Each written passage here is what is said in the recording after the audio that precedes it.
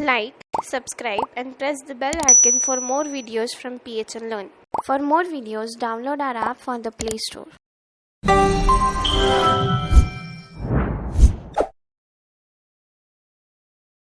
Hello, welcome to PHN Technology Private Limited. Today in this session we are going to learn about scope of variables. Now what do you understand by scope? For example, you have your college. Now your college have particular campus, right? And apart from that campus, whatever area is that, you can't tell that that is my campus too, because you have a limited property for your college. And apart from that property, the neighborhood property isn't yours. So you cannot claim that that is also my college campus, because your college campus have a particular boundary, and in that boundary only you have your campus. Apart from that, it is not your region. Similarly, in your home also, you have a particular property of your own, in which your home is constructed. But apart from the boundary, that region isn't your home, that is of your neighborhood. Okay, so this boundary defines a particular region, particular area. And that area here, that boundary here is known as scope. In coding also, there are some boundaries for a variable, right? Now let's see, for example, here I have outer loop and then inner loop. So here what happens, in outer loop I have given a variable, I have initialized a variable, let's say int a is equal to 10, semicolon, right? So this variable is accessible to the complete code. Now see, in coding the boundary is defined by these curly braces. Okay, so I have opened the outer loop and then I have closed it. So the moment I close the loop, that means my boundary is completed. That means the variables is only accessible to this much region only, and apart from that region, that is not accessible, because this curly brace is closed. That means my boundary is also closed, right? So now here we have seen that this is my boundary, these outer loops, and inside this outer loop there is an inner loop. Now this inner loop falls inside the outer loop only. That means the variable a is accessible to inner loop also. But the whatever variables I will initialize in inner loop, let's say for example int b is equal to 20. Now this b isn't accessible to outer. Why? Because this is the region of inner loop, and here the curly braces is closed, means that inner boundary is this much only, and apart from that region, apart from that boundary, I cannot use b variable. So these are the scope of variables. This scope of variable defines the accessibility of a particular variable which you initialized, which you declared. Okay, now again this was the outer loop and inner loop. Now if I take a simple loop like this is my two loops. One is open then closed, again second is open and then closed.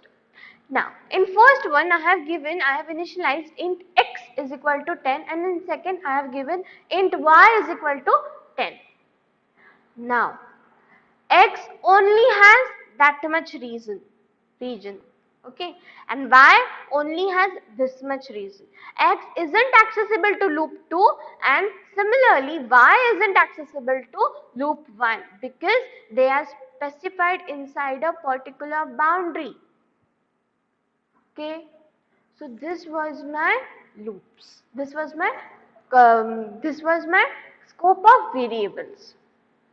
Now again, variables have a particular life cycle, right? The moment you declare the variable, and then you have to initialize the variable, and then in a particular body, in a particular loop, you call a variable, right? After the scope is completed for that variable, then that variable is destroyed from memory also.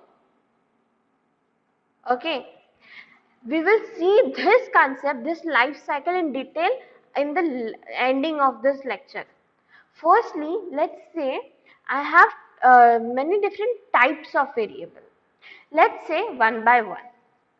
Firstly, local variable. Now, what do you understand by local variable? Let's take an example here.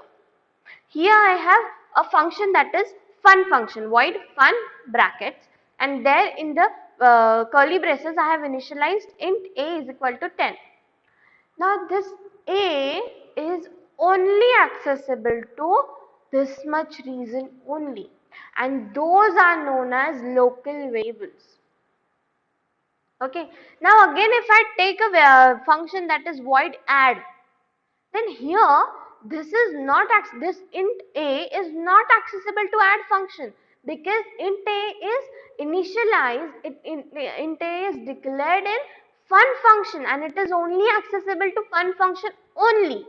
It will not be accessible apart from the fun function.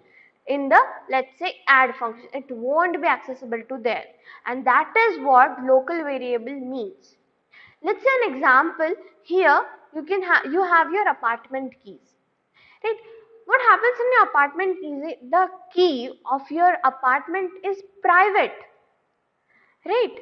You cannot access that key to your neighborhood house, neighborhood apartment. That key is only accessible to your block, your apartment only. You cannot take that key and open your neighbor's lock, right? So that key is what? Your local key, means your local variable. That is only accessible to your apartment and not your neighbor, and not any other apartment, right? So this is what your local variable means. Second type, we have global variables. Okay. Now this global variables means what? Let's say, for example, here you have your master key, that is hotel master key. What is the concept of this master key of hotel is, through that master key I can open multiple rooms in my hotel, in any other hotel, right? So what happens is that one key is accessible to multiple rooms, and from that one key I can open multiple rooms simultaneously, right? So that is what a global variable means.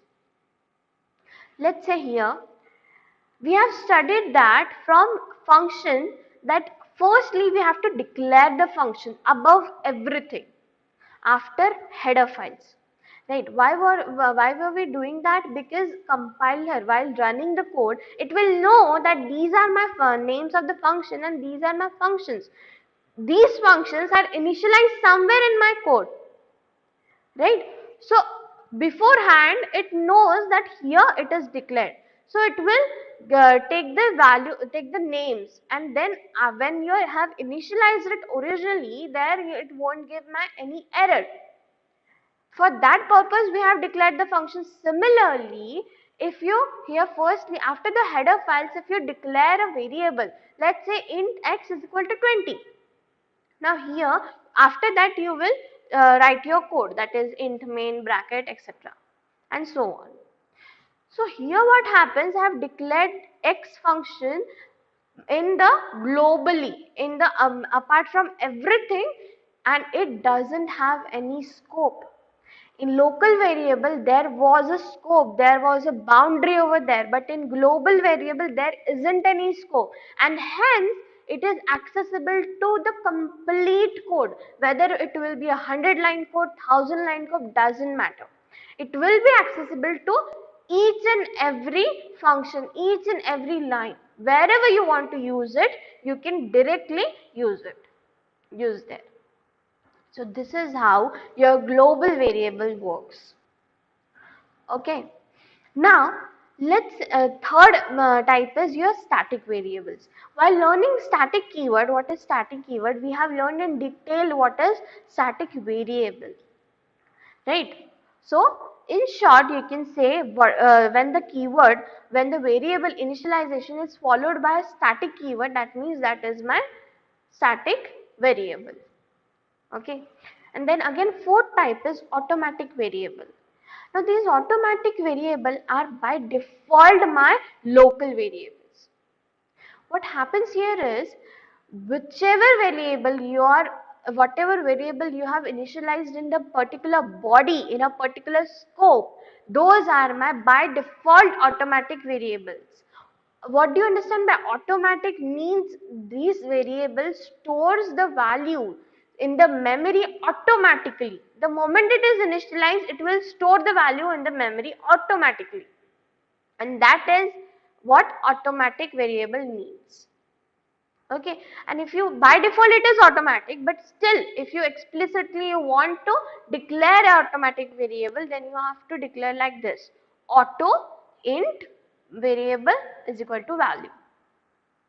Okay, so this auto variable is explicitly used to declare my any automatic variables. Automatic variables are nothing but my local variables. Okay, now again, the next type of variable is external variable. Now let's see. You have constructed a project of student management system through your C coding. Now what you want in student management, there will be different C program, let's say for teacher, then for student, then for accountant, for principal, for admin. These many will be the pages, right? .c, .teacher.c, student.c, principal.c, admin.c. These are my different files in that project. Now what I want, that whatever variables, let's say particular variables, marks is my particular variable. Now this mark variable which is written in teacher C code, I want to use it in my student also, right? So here what I am doing, I am using a variable from one file to my another file, right? See here, let's say this is my teacher file, teacher.c, and this is my student.c. Now here I have declared a mark variable. I want this mark variable to be declared also here, to be used in my student. So what will I do? I will add a extern over there. Extern is my keyword for external variables. Okay, so extern marks is equal to whatever, or still extern marks. And from here, because of this extern, you can use this mark variable here also. And whatever value I have given in my marks, I can use it directly in my student file without having any error. I can directly use it here. Okay. Now again, likewise the automatic variable was my local variable. Similarly, my external variables are my global variables also. Because if external variables aren't global variables, then how can I use it here?